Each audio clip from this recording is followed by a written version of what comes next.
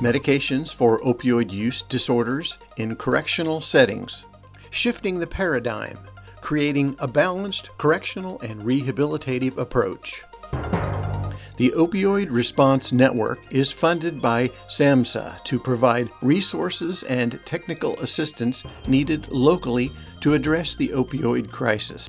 This video is part of a series to provide guidance on the implementation of medications for opioid use disorder in correctional facilities.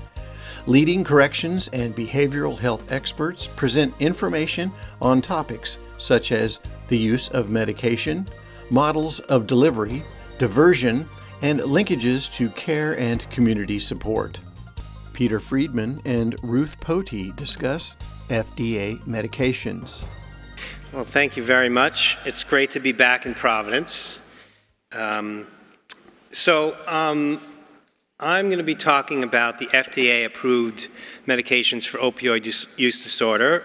For many of you, this will be a review, but I hope that out of this talk, you will get some ideas about how you might present this to others, your staff, and others in your community to help move along the discussion around the effectiveness of medications. So I basically have 3 bullets. Addiction is a chronic neurobehavioral disorder. Medication treatment attenuates positive and negative reinforcement, and agonist treatment is the most effective way to reduce overdose deaths. Okay, I'm done now. No, I'm going to try to keep this talk to 20 minutes. I have given this talk over a much longer period of time. But this is a photo in the left here is my friend Ben, and I apologize to you. It's not named after your son, Ben. It's actually named after, anyone seen the movie Willard? Anybody? No. All right. So Ben is a rat, and now this is in no way to imply that our clients have rodent features, but all of us have a part of our brain that is very much related to what happens in the rodent brain. And what you see, he's sitting in what's called a Skinner box. There's Mr. Skinner. For those of you who took Psych 101, you probably remember the father of American behaviorism. And what Ben is doing here is he has an IV in him that has choose your reinforcing substance. Could be morphine, could be cocaine, could be methamphetamine. And you'll see that I want you to envision he's standing in a box, and you sort of drop him in there randomly with this IV, and he sort of runs around randomly, and this, by accident, he brushes up against this lever, which you see him there pressing. And what the lever does is it's connected to the IV, and he gets a little injection of the reinforcing substance. So he sort of randomly hits it, and then what happens? Anybody want to venture a guess what happens next? He hits it again, right, he hits it again. So he's learned, right? This is an example of what's called instrumental learning. He's learned that if he hits the lever, he will get a reward, and that reward makes him feel good, right? Makes him feel high, euphoric, any of the other terms that we all are aware of. And this really explains the origins of this behavior, that a particular behavior, in this case, hitting the lever, is reinforced, and this is an example of positive reinforcement. He gets a reward for hitting the lever. Now what would happen, so over a period of time, we condition him to do this, right? He's hitting the lever, hit the lever, right? And then at some point, this cord here, this cord over here, I cut, or I cut that. What happens? Anybody want to venture a guess? He'll hit it again, right? He'll hit it a couple times, but once I've cut the cord, he's not getting the reinforcement anymore, right? We've stopped that. So what's going to happen? He's going to hit the cord, and eventually he's not getting that reward anymore, right? So he will unlearn what he learned, right? Before he learned, he gets a reward if he hits the lever. He hits the lever, nothing happens. He hits it again, nothing happens. So he says, the heck with hitting the lever, I'm not going to do that anymore because I'm not getting anything from it, right? That's called extinguishing the behavior. And in essence, that's what medication does, right? It blocks the reward. Let me go back. It blocks the reward and extinguishes the behavior. And the issue that we have is in our brains and in the rat brain as well, parts of the brain that are affected, the changes that occur are semi-permanent. So that's what makes this a chronic neurobehavioral disorder. It affects reward and motivation. It's pretty obvious from the last schema why that is. Conditioned learning, memory, and emotion. So these are all parts of the brain that are very basic to our survival and are affected by this process. And as we know, executive functioning and decision making, this really becomes an overwhelming compulsion for people. And what we like to say is people's control is impaired over the behavior. People say loss of control, complete loss of control, and we know that that's not absolutely true. There are very few absolutes in this, but certainly their ability to control the behavior is impaired, and part of the work we're doing is to try to help them regain that control. The other thing so that's an example of operant conditioning for those of you who remember that from your Psych 101, right?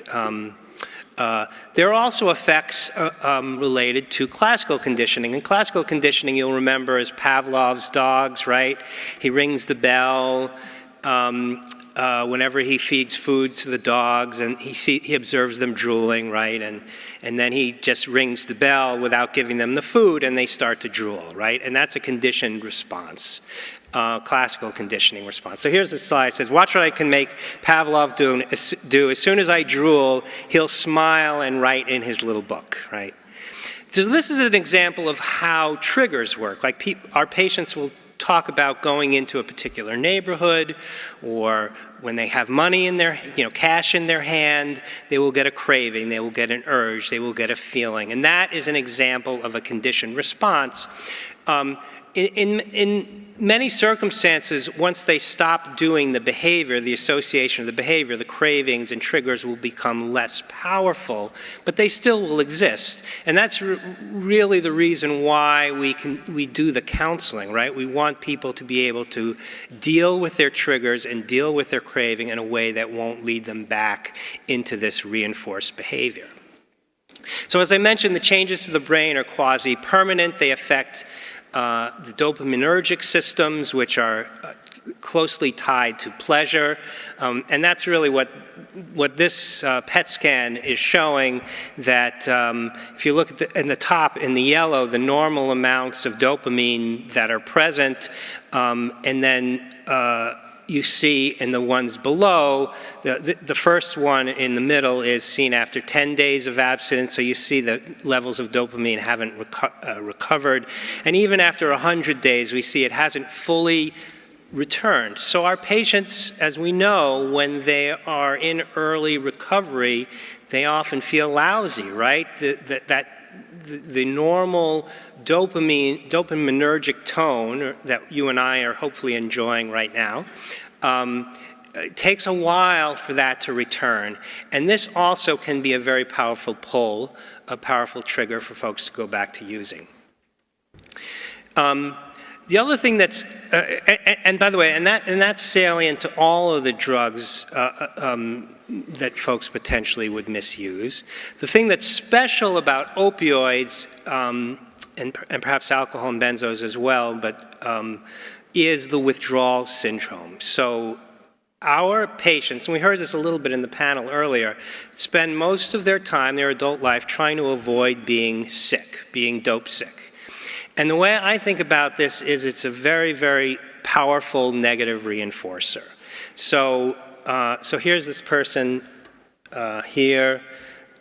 sweating, aches, weakness. And is Jody here? Where's Jody? When Jody and I talk about this, it's sort of like if you can imagine having the worst flu you've ever had and the worst lower GI illness that you've ever had all at the same time coming on at once. And so you're sort of curled up in a ball like this person here. And part of the syndrome is that you have the knowledge that if you just took a little taste of some opioid, just a little bit, all of that misery would go away. And the way to think about that is as a strong negative reinforcer. So here's Ben in a different kind of a Skinner box.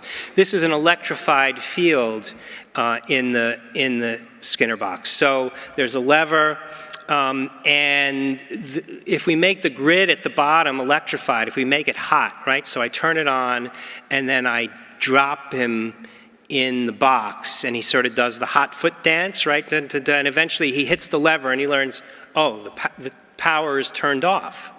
And then I turn the power back on, and then so eventually he learns, he keeps hitting the lever to prevent from being miserable. In essence, that's how a strong negative reinforcer works.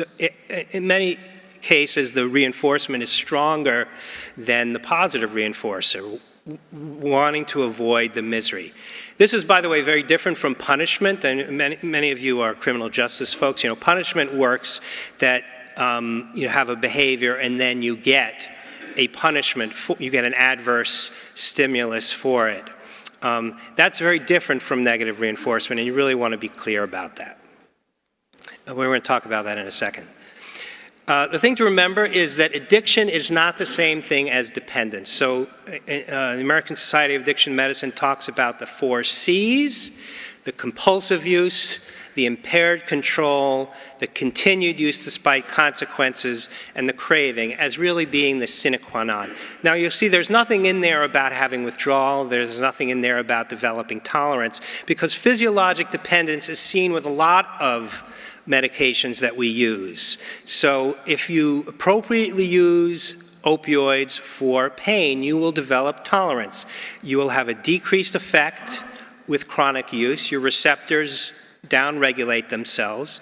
And conversely, you'll need to have a higher dose in order to get the same effect. And that's what we see in our patients, right? They're needing to use higher and higher doses. Some of them start off snorting, right, and need to use a more bioavailable way to get the meds. So it's much more efficient to get it into your bloodstream by injecting than it is, say, than by swallowing pills. So in order to get the same effect, they have to go to a more effective route of administration.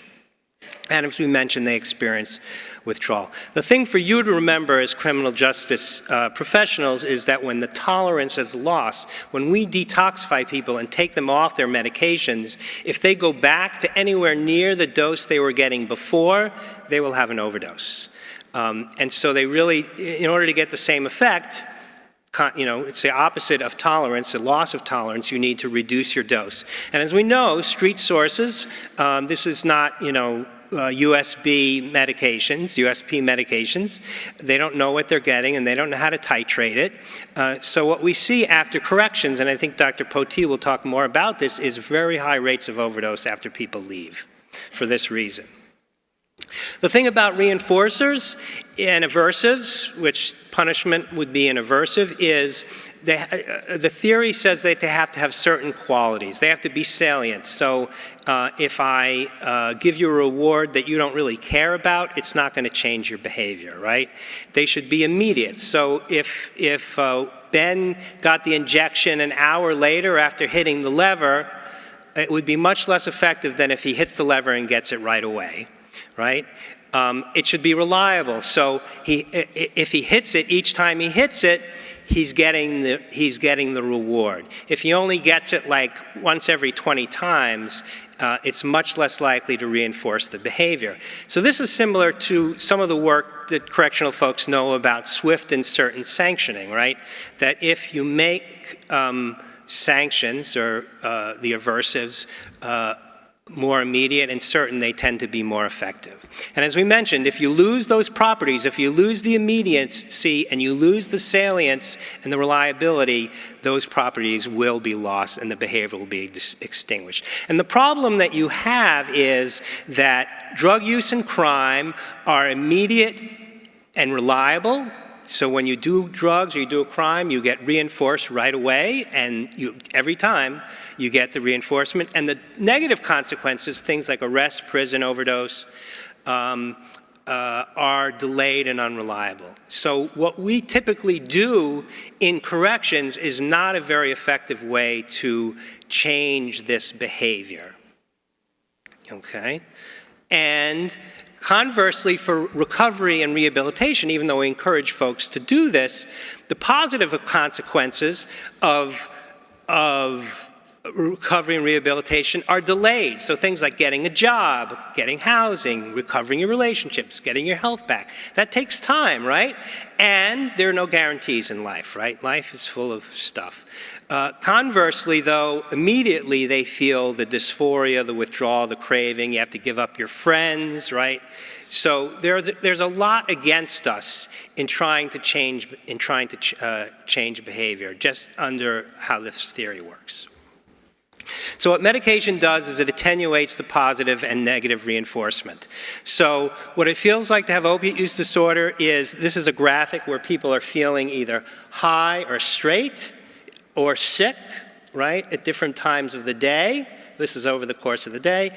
And if they're using a short-acting opioid like heroin or oxycodone, they are waking in the morning sick, they're high, they're starting to get straight. But they spend very little time feeling straight, feeling normal, presumably like you and I are feeling right now. They spend most of their time either sick or high. Over time, they develop tolerance. That's what this is sort of showing. And so really, they're just using to avoid being sick. They're not spending that much time being high, and that's the circumstance in which folks typically will start to seek treatment. And what medications does is it binds the receptor, it relieves those negative reinforcing effects, and it blocks the positive. So you have another opiate sitting on the receptor, so that if you use on top of it, we call that testing the block, they won't get euphoric, they won't get high. The medications work slightly differently. Methadone is a full agonist, and it will maintain the tolerance so that they need to use a lot in order to get the effect. And buprenorphine is a partial agonist, so it has a ceiling, so it sort of it acts a little bit like an antagonist, which completely blocks the receptor, and a little bit like an agonist. And this little bit of agonist effect here is what encourages folks to take the medication every day. The problem with antagonists, as we see at the bottom, is you get no receptor activity if you take the agonist. So there's nothing reinforcing folks to actually take the medicine. It doesn't make them feel better. And this is why oral naltrexone was largely a failure in treating opiate use disorder, and why the injectable had to be developed so that we could be sure that folks would take the medication. So the antagonist binds to the receptor but doesn't activate it. So what happens is, this is a schema where buprenorphine, people are pre-medicated with different doses of buprenorphine, and then they're giving a radio-labeled morphine on top of it. So what happens is, if they have no buprenorphine on board, you'll see all those parts of the brain that have opiate receptors light up. That means they're getting reinforcement, particularly this area in the middle here where the reward center is. And as you give them increasing doses of buprenorphine, pre-medicating them, you see they no longer light up. That means the opiate is not getting into the system, the other opiate, right, the radio-labeled one, and so they're blocked. And so they're not feeling the euphoria. And so what happens is, it's like with my rat, when I cut the cord, the behavior is extinguished. So when you're on medication treatment, you take a once-a-day long-acting agent, and you're mostly normal. You don't have the ups and downs. You're not feeling high, you're not feeling sick, and so you can participate in counseling, you can take care of your kids, you can go to work, you can do all the things that you and I take for granted. There are 3 approved forms. Methadone, as we mentioned, is a full agonist. It's highly stigmatized and can only be given in licensed programs, which we're going to hear a little bit. Buprenorphine, as I mentioned, is a partial agonist. Because of that ceiling effect, it's a little safer to use. And it's available in both the oral and injectable forms, and we'll hear more about that in a little bit. And then naltrexone is available in oral form, but is not that effective for opiate use disorder, so we give it in a long-acting monthly injectable. The thing about the naltrexone is you have to be opioid-free, otherwise you're going to put somebody into precipitated withdrawal, which can be, as we saw, excruciating for folks. And believe me, they won't come back after you put them in that. So just briefly, there's a ton, decades and decades of evidence about methadone that increases retention, it decreases opioid use, it saves lives, it decreases crime. And this is a slide from a study from Gunn and Grunblatt in 1984, which is actually one of my favorite slides. A fairly small study. I happen to be the chief research officer at Baystate, so I think a lot about these things. So only 34 people in the study, 17 in each arm. And what they did was they randomized them to 2 arms. One got standard outpatient treatment with counseling, and the other got methadone.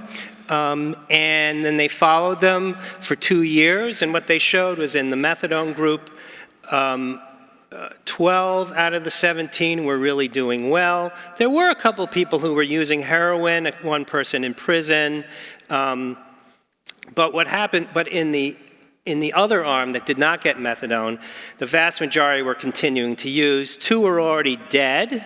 That's these 2 here. 3 had major complications like sepsis and endocarditis. And 1 person was doing well. There's 1 person doing well. But the vast majority of folks not doing well. So at this point, they concluded that it's no longer ethical to continue the study. So they offered the people in the non-methadone arm to cross over. And when the ones that agreed to cross over, most of them were doing well. These folks continued to do well. There still are a couple people using. It's not 100%. There's still this one guy doing well, but there are already 5 people dead. Okay. So our entire policy in this country has been based on trying to find this one guy here. I say guy because they were all men in this particular study. But our whole policy is based on, oh yes, we can do abstinence-based treatment. We can find this one guy, but we forget about these. And I think what the epidemic has brought home, the crisis, is that this has always been true, but now we're seeing it in our communities. Similar for buprenorphine, it saves lives. Naltrexone, I was involved with a number of the studies here in Rhode Island, showing that it does in fact work when people take it. The problem is in Massachusetts we have data showing that the median number of injections that folks get on naltrexone is 1. Okay, so presumably they got 1 in corrections and maybe 1 on the outside. So people are not staying on it. And once you come off it, remember, you're totally opioid free. You no longer have your tolerance. Those folks are at risk for overdose. This schematic also from Massachusetts shows that in terms of relapses, those on non-medication related behavioral health treatments continue to relapse, whereas the numbers are much lower for those who are on buprenorphine and methadone. And this is the most effective way, using agonist treatment. When I say agonist, I'm speaking both agonist, full agonist and partial agonist, is the most effective way to reduce overdose deaths. What we've seen is a clampdown on prescribing since 2010, and our whole policy has been based on an abstinence focus. We put people in jail or prison, we detox them, we send them to these medication-free treatments. They lose their tolerance, as I mentioned. At the same time, we see wider distribution of illicits with greater availability and price. and poor access to medication in our communities. So what happens is people go to this riskier illicit opioid supply of high potency, erratic variability, and we're seeing the effects of that. The longer you're on agonist therapy, I know I'm going to get a question, how long? And the answer is as long as is necessary. We don't ask our patients how long they need to be on insulin, as long as is necessary. These are data from our friends from Baltimore. You're here somewhere, showing that as buprenorphine increased across Baltimore, they were one of the few jurisdictions in the country to see a decrease in overdose deaths. And this was a study of buprenorphine showing what I think is most dramatic about this. They randomized folks to either detox or maintained on buprenorphine. The detox folks came off treatment right away. But what I think is most striking is within a year, there was already 4 deaths. This was not powered to show mortality, but it gives you, for those who are statistically minded, it shows you that the effect size is huge. This is a very, very powerful effect. And for somebody like me who's an internist, I'm used to, I lower somebody's cholesterol. Anybody on cholesterol medicine? Me? All right. Cholesterol medicine lowers your risk of heart disease, of fatality from heart disease by 1%. We're talking about 10 to 20-fold increase in effect size related to this medication. So highly effective. We can talk more. I'm going to let Ruth come up, but we can talk about who is going to benefit most from methadone. Often it comes down to preference. Clearly, folks who are at risk for overdose and those who would benefit from the highly structured program of observed dosing, presumably those with complex comorbidity and other unstable factors. Those who would benefit from buprenorphine typically are those who would benefit, who want to take it in an office setting. They want the flexibility of scheduling. This is often better for working people. Again, folks who are at risk for overdose and relatively lower levels of comorbidity, but we do manage folks on buprenorphine who are complex as well. And finally, naltrexone at this point is a preference. They don't want agonist therapy, but want some protection. As long as they have a high degree of motivation, as long as they stay on the medication, they will be protected, but you have to warn them that if they come off, they are back to square one at risk of overdose. So when Peter and I heard that we were doing this together and we had this assignment of discussing the meds, if you just noticed, he did the entire talk, right? Everybody noticed that? So I'm thinking to myself, what the heck am I going to talk about? And then I put together some slides which are about to come up, and then I walk in and my entire slide deck has already been covered. So now I'm really SOL up here with nothing to talk to you about. But for people who know me, I can rant and rave, and that's probably what I'm going to do a little bit. I'm going to start by saying, sitting in front of me at the table are people like Jennifer Clark and Jody Rich and Rosemary Martin and other people who represent the brave little state of Rhode Island. And we would not be here even having this discussion at all if it had not been for a really brave governor in the Rhode Island DOC who said, we're going to make this happen. And I just want to really deeply acknowledge that one.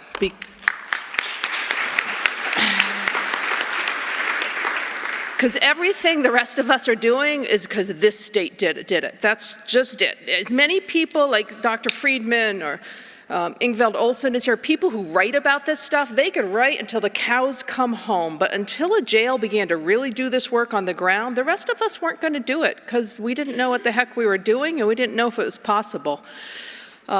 So I'm going to skip. This is stuff we've covered already here. I don't need to tell y'all, but we are really good at incarcerating people in this country. We're really good at it. We lock more people up than anybody else, almost by double. And I'm not proud of that as a U.S. citizen at all, quite honestly. I don't want to be that dark blue country. I would love to be a white country or a country that's very, very lightly colored on this map of the world. I'm not proud of this. The state of Massachusetts does incarcerate fewer people than any of the other states in our country. I am proud of that one. But if we're going to incarcerate a whole bunch of people, at least do a good job of it. I would argue we both do it at a huge level and we don't do a really good job of it. And I know that I'm talking to people. This is our job. I get that. Sorry if I'm offending anybody in the room, but I don't think an employment strategy for rural poor areas is incarcerating people. I would love to employ people in rural poor areas in a variety of other ways. That's where I grew up, these shut down mill towns in the middle of nowhere, and our #1 employer was a jail. It doesn't need to be that way. Thank you for my one applause. Thanks.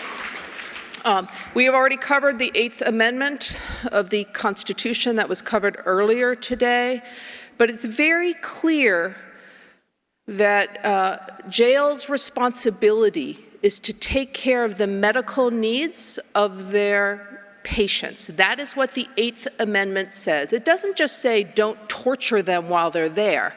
The standard of care in the jail is to provide the standard of care in the community. And I mean, this is just the bottom line. If what is happening to them on the outside is happening to them and it meets the standard of care, it really should be happening behind the walls too.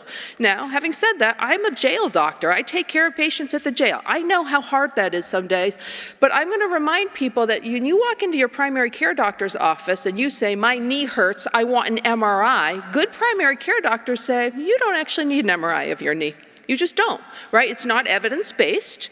You don't actually need surgery. MRI should only precede a surgery, right? You know, I spend all my day telling people they don't get an MRI for their back. They have low back pain along with me. I have low back pain too, and that represents 20% of the people I saw today. And what are we going to do? We're going to build your core strength. You're going to go to physical therapy. Maybe I can do a little injection. That's normal medical care. So if you hate your primary care doctor because they keep saying no to you, I'm telling you, we're trying to hold the wall on costs and trying to practice evidence-based medicine. I spend as much time saying no to my primary care patients as I do to my patients behind the walls and saying that's not necessary. But I will make sure that all of your other needs that are medically necessary are truly met, including treatment for substance use disorder across the board. So evidence-based care is what should be happening behind the walls. And I'll say to you that nobody in this room, so first of all, by show of hands, who in this room is a nurse, a medical director, or head of the health service director? Okay, so that's maybe a third to 40% of the room. That's what it looks like. You guys know, and you get your intakes of who's coming in. If they walk in with major psychotic disorder, major depression, they're on 3 high blood pressure medicines, they're on their statin, you don't stop those medicines. Now, I recognize I'm often shifting things around to meet my formulary. I will hear that they're on some crazy, super expensive antipsychotic that has no evidence behind it, and I'll think to myself, that's not on my formulary. How can I make it work with what I got going on? I acknowledge that we do some shifting, but I don't look at my asthmatics and say, you don't get your inhalers, right? You're with me now, breathe better, right? That's crazy. But that's what we do with people who struggle with substance use disorder, okay? It's unacceptable. Nobody in this room can do it, not just because the law right now isn't on your side anymore. We should not be chasing this because we're scared of the courts, right? We should be doing care for people with substance use disorder because it's the right thing to do.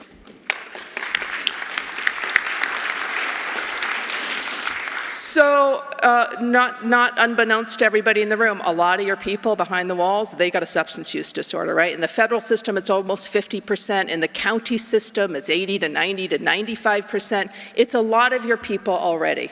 Let's take an easy one here. Nicotine. What % of your people actually smoke? I mean, obviously no one smokes, right? Behind the walls anymore, they used to.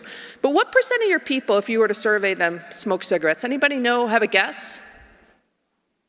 It's a lot, right? It's higher, it's much higher than national averages. It's much higher than your county average. And I know 100% of them do not smoke with you. I know that. There may be a little contraband every now and then, but it's hard to come by a real tobacco cigarette these days.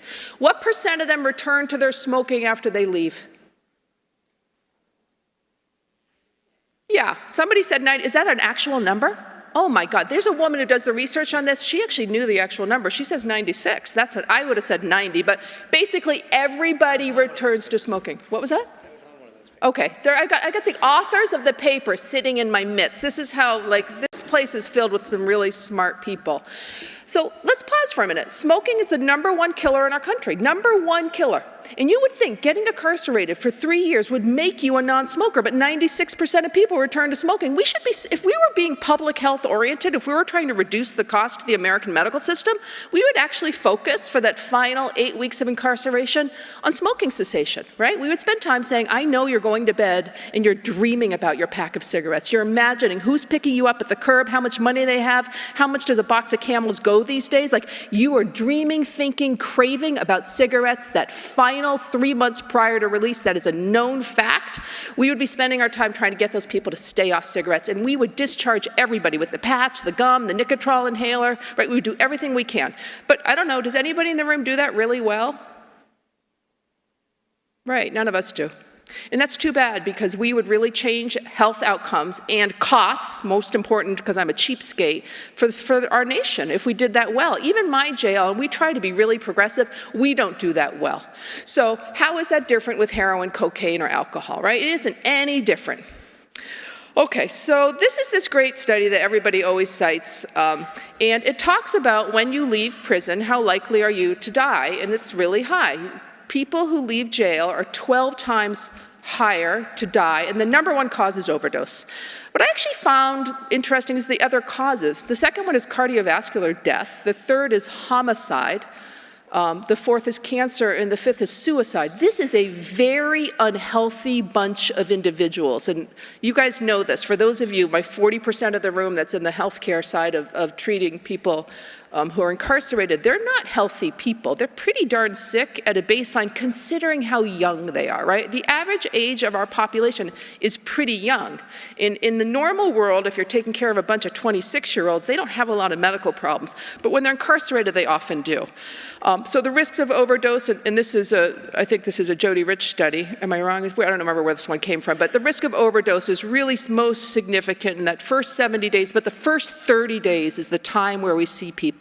And remind yourself why. It's what Dr. Friedmann just mentioned, but it's the thing I just mentioned. People's brain, even if they have not used an opiate in a long time, that craving cycle, part of the brain, the broken part of the brain that is with addiction, the craving and thinking about how I'm going to use really kicks in when they're heading out the door, well before heading out the door. Everybody knows their release date. Everybody's counting down the days and the hours until they are out.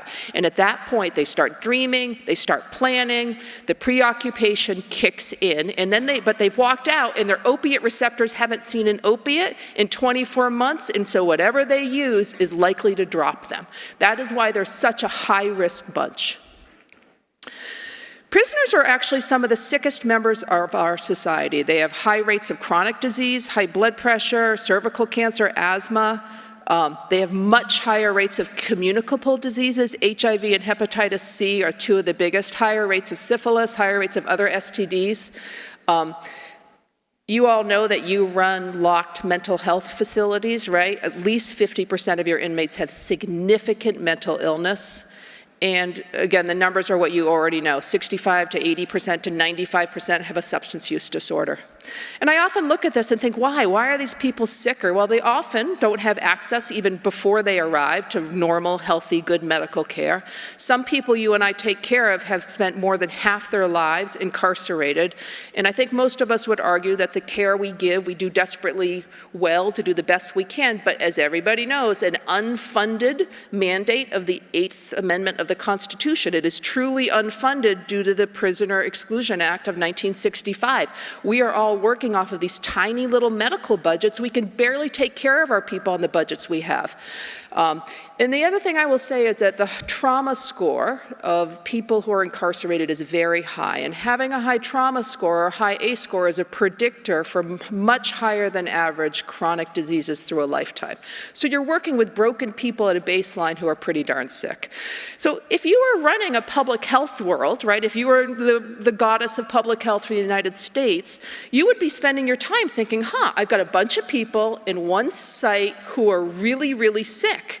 I should be spending a lot of money to help them while they're there because they're under my aegis, right? We could cure most cases of Hep C if we just got them treatment. It's a perfect time to give Hep C treatment. It is direct observed therapy. I will make sure their labs happen. I will make sure the treatment I'm giving them works, but none of us are going to do that because it costs tens of thousands of dollars, right? How many of you are actively doing a great job with your Hep C patients? I know some of us are what state are you guys from? Say it again. North Dakota. Wow. Okay, so if you have Hep C and you're going to get incarcerated, do it in North Dakota because you'll get your needs met. My guess is your numbers are small? The numbers are small. Okay. Well, for the rest of us, even those who are court mandated to do it, I mean, really, it's $32,000 is its cheapest drug out there right now, from what I can tell. It's a lot of money, and if you do the math, a third of our inmates have Hep C. Right, and I did the math the other day. It's like $2 million to get them treated. $2 million is more than my entire budget. Like, that's never going to happen, right? We all know that. So, but as a public health goddess amongst us, you would think that would be a smart way to go about treating people. You guys know this, but at least half the people in your facility who have a substance use disorder, they're there for alcohol, right? And we don't do a very good job with people who have alcohol use disorder. I know our focus here is opiates. Why is it our focus? Because the medication that Dr. Friedmann just reviewed, the medication for opiate use disorder is unbelievably effective. It's awesomely effective. It's more effective than any blood pressure medicine I have. It's more effective than almost any diabetes medicine I have other than straight insulin. It's, 3 times more effective than any antidepressant. This stuff actually works. The medications for alcohol use disorder efficacy, 20 to 25% at best. Having said that, right, that's a little bit closer to my antidepressants. I don't avoid treatment of alcohol use disorder, not just detox, but before you leave us, that's when we have a conversation about the other evidence-based medicines for alcohol. That's where we use Naltrexone at our facility. We use it for alcohol use disorder before they leave us. Because I don't want to see anybody again. That's what we say going out the door. It's been fun taking care of you. I hope you never, ever come back. And that should be the goal for all of us in our jobs, quite honestly. So we want to see these people once, help them get their lives restarted back on track, and none of us want to see them again. So again, the standard of care from everything that really matters from the medical side of the World Health Organization, NIH, National Institute of Drug Abuse, the standard of care is that every facility should have the capacity to treat people with opiate use disorder, and ideally with all 3 of the evidence-based medications. I'm not going to cover the court decisions because we covered that. So what are the benefits of this in corrections? It does reduce illicit opiate use post-incarceration. It reduces criminal behavior post-incarceration. It reduces mortality and overdose risk. It reduces HIV risk behaviors. Most of those studies, there's some more recent studies that are coming out of the great state of Rhode Island, but the truth is, we haven't studied this thing with tens of thousands of people because tens of thousands of people have not been getting this treatment. What's really going to be interesting in the next 10 years is what the data does show us. But I'm going to make some people in the room a little uncomfortable. What if the data doesn't show any improvement in recidivism? What if it doesn't show any improvement in relapse? Maybe it won't show. But at the end of the day, it's still the right thing to do. I'm a family doctor. I take care of chronic diseases. Every day I hand out my statin that has a 1% improvement in your cardiovascular health. I prescribe all my hypertensive and diabetes meds, and guess what? People still die. They die of strokes and heart attacks and end-stage renal disease, right? We do the best we can to meet the needs of our patients and protect their organs. That's the best we can do. And here again, we have medications that are more effective than almost any other chronic disease I manage. And we deny this care to people. So even if the data in 10 years says, yeah, it didn't really make a giant difference, the treatment still belongs in and out of our facilities, period. Why is it so hard to get it in place? Well, you guys covered this. You're going to talk about it more. The model is drug-free treatment. I want you to get better. I just want you to get better. Guess who wants to get better? Patients want to get better. They walk into me all the time, and they're like, I want off this stuff. It's destroying my life. And I'm like, I wish I had a magic wand to make that happen. It doesn't work that way. It is a long, slow recovery for your brain to get better. It takes many things going your way to get better, but having one way only, that little tiny circle that Peter Friedmann showed on that methadone slide of our entire model of treatment is based on get better, our way or the highway. There's only one way through this, which is 90 meetings in 90 days. It's not the model that works for everybody. And the truth is you need many things going your way. That for many people, a 12-step recovery program is part of what it takes to get better. And we should celebrate that and allow it in. But if you think the only way someone's going to get better is the one way you think, it doesn't work that way. So you need to expand your treatment options for people. I'm going to just remind people on the statistics of how effective these are. The efficacy for nicotine use disorder of everything we have, there's 7 evidence-based medicines for nicotine. They're like 10, maybe 30% effective. 30% is a huge number. That's like counseling and a quit app and like 7 medicines stacked on top of each other. But do I stop giving these medicines to help them get off cigarettes? No, I don't. I'm like, let's try again. What else haven't we tried to help you stop smoking? But again, efficacy 10 to 30%. Alcohol use disorder, maybe 20%, 25% effective. For opiate use, those numbers I would argue even are low, but that includes naltrexone. 40 to 60%, a lot of us will argue methadone is about 80% effective. Very effective medicines. So I'm actually going to skip that one. Let's talk about this. The worry about diversion or contraband. I know a third of this room is talking about diversion a lot today, which is going to be great. Here's the dirty little secret. Your jails have contraband in them right now. You have fentanyl and Suboxone, and you've got some, I doubt you have methadone, but you likely have some morphine and some benzos and some crushed Wellbutrin. Everybody in this room has it already. And I will argue very strongly that those of you who aren't engaged in the evidence-based medicine for opiates have way higher levels than those of us who are doing this already. Who's doing that study? I'm serious about that. Like, who's going in and looking at levels of contraband in places not doing treatment, in places who are doing treatment? Is anybody doing that? Or there's a great study. Somebody needs to get money on that. So how do I know this? Well, I know this because one of my other jobs is I run a 32-bed jail diversion program. And in this building, I have 32 people that come from all over the state of Massachusetts. And they'll come to me from Bristol County and Plymouth County and Barnstable County, and I'll be like, how much drug is at your facility? And they're like, it is everywhere. I caught a habit while I was in Barnstable, right? And they tell these stories that are really distressing. And I know in my own little tiny jail, we have a very, very small amount of contraband. I mean, it's tiny. How do we know? We do random urine drug testing, and we look all the time, and we can't find the drug. Every now and then, we get a report that somebody has it, but the numbers are small, because people who need treatment are getting treatment, period. This is just Jennifer Clark and whatever newsletter I cut it out of, but in the early days, she was just talking about the fact that what people said about Rhode Island is there used to be filled with drugs, and now the level of contraband has come down to a very low, low level. So stop pretending it's the treatment you're giving people that's your biggest problem. Your biggest problem is that people are currently potentially dying in your facility from contraband fentanyl. That's your biggest problem. Okay, and I also want to just have this sentence, subordination of medical judgment for security concerns. We have stuff in medical that security would be worried about, and I keep track of it. I vaccinate everybody in sight. I keep track of my needles. I use a scalpel to open up wounds and drain sebaceous cysts and remove things from people's body. I keep track of my scalpel so they don't leave medical. Literally, somebody's counting, it's in a book, like I get all that. We use benzodiazepams. Everybody in this room has an alcohol withdrawal protocol with a drug that could be slipped away somewhere, but nobody's going to say, oh, I'm going to stop treating my alcohol withdrawal, because that is unethical and it goes against all good medical advice. So we know in medical how to keep things safe. We've been doing it for a while. I know I have 1 minute. I can't believe I talk so much, Peter, but we're going to move to questions. But what are the other things that make this hard? Well, guess what? It does take more staff. I'm not going to lie to you. We're not going to be all like unicorns and fairy dust up here and saying, you got to do it, and it's super easy to do it, because it isn't super easy to do it. You need more staff, because unless your nurses are sitting around like twiddling their thumbs, you need somebody to deliver this medication every morning. And so 7 days a week, I have an assigned nurse who's just the mode nurse at our facility.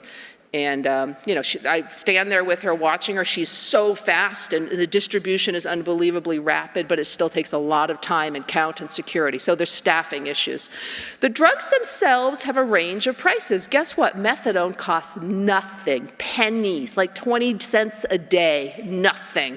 So even at a relatively high dose, it's $24 a month. Nobody's bank account's getting broken with methadone in this room. Buprenorphine's more expensive. There's the two versions. Both the film and the pills are both in generic now, so you need to cost it out, the cheapest way to go about. For us, it's about $130 at 16 milligrams a day. That's $130 a month. Naltrexone, that's an error on that screen, for the injectables, unless you're getting it for free from the company, which I know many people are, is about $1,300, so much more expensive. Okay. So another little dirty secret that's not a dirty secret. It's actually hard to get methadone into your facility. And we heard that from Pennsylvania. We heard that from Baltimore. And that is nobody's fault in this room. For all of us who really want this to happen, that is the fault of the federal government, period. And it's an unacceptable state of affairs that we are working with regulations that were written in 1974. There's nothing in medicine that I do from 1974, not a single thing, nothing. Yet the regulations governing this drug are written that almost 50 years ago, and that all needs to be dismantled. It does not even need to be adjusted. The whole system, as far as I'm concerned, needs to be blown up and started from scratch. And I would argue federal involvement. And you know who's actually going to have to change it? I would argue correctional facilities might be the thing that breaks this system and says, we want to do methadone, and you basically won't let us do it, right? Because that's how it feels on the ground. Because there's 3 ways to get methadone in your building, right? You either take your people and bring them to the clinic. Vehicles, security, giant pain in the butt, super challenging because somebody went to court, right? Okay. Or you contract with somebody who's already a freestanding methadone clinic and they have the license and they come to you. That's a little bit easier because they deal with all the crazy, terrible regulations. But I'm a cheapskate, I mentioned that already. They may charge me a lot of money for that service, and I've got a drug that costs 27 cents a day. Are you kidding me? I don't want to pay somebody else to do it. So the other way to do it is to become your own methadone clinic. You become your own licensed OTP. And I have people in the room who have done that. It's what we did in the little county, the most rural county in Massachusetts, of Franklin County. We became our own methadone license. I've often told people it was the hardest thing I've ever done. I've run marathons. I've had 3 kids. I went to medical school. Hardest thing I ever did was to get through the licensure of becoming our own methadone clinic. And that's absurd. I tell this story a lot too. An example of the ridiculousness of it is that the DEA said that we had to have our safe, which was like a $7,000 safe, wired to the police station, so that every time the safe opened, an alarm went off at the police station 3 miles away. And I was like, we're in jail. I got 22 locked doors between the outside and my safe. We're not doing that. So like 21 phone calls later, and you can hear me, I get mad, right? But it took 21 phone calls before the DEA was like, oh, okay, yeah, you're right. That may not be necessary for you, right? That's ridiculous. That took 6 months, 6 months of me yelling and them saying, okay, okay. So it's silliness like that. For those of you who study these regulations, it's not necessary. We have to find lower barriers to care for people who need methadone behind the walls, and really, it's you all in this room. It just, again, if we got one brave little state who did it, it takes one brave correctional facility in North Dakota to help break the system more and more. So more of us who do it, more little tiny Benjamin rats pushing on this giant methadone wall, the more we can break down this barrier. Technical assistance is available to support the evidence-based prevention, treatment, and recovery of opioid use disorder. To request technical assistance, visit opioidresponsenetwork.org.